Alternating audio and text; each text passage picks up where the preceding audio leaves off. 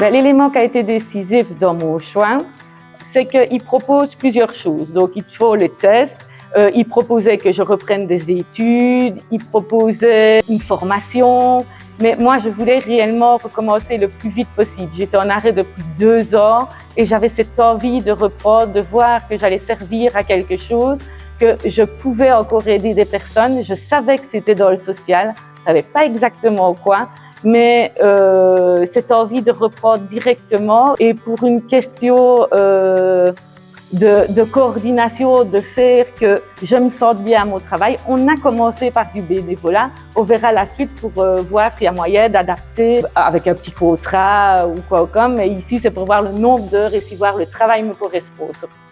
J'ai été à une séance d'information pour Coup de Boost avant de m'inscrire.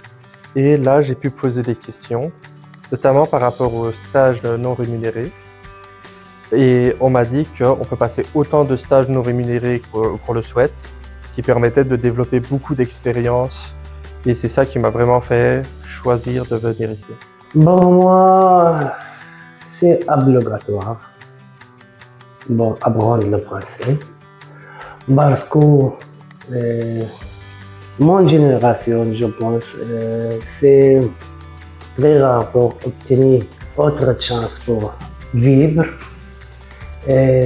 Donc, pour vivre dans cette société, c'est très important pour apprendre la langue de cette société.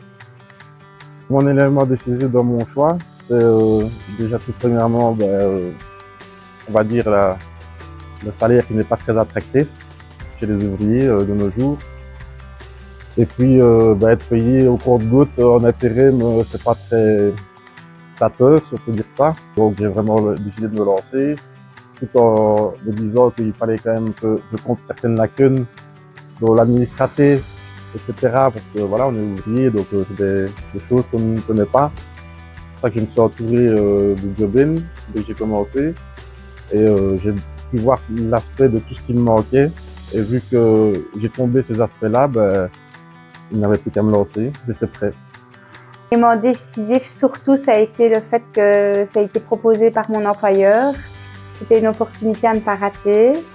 Surtout que je gardais mon salaire et après la formation, j'avais directement une place pour pratiquer en tant que familiale.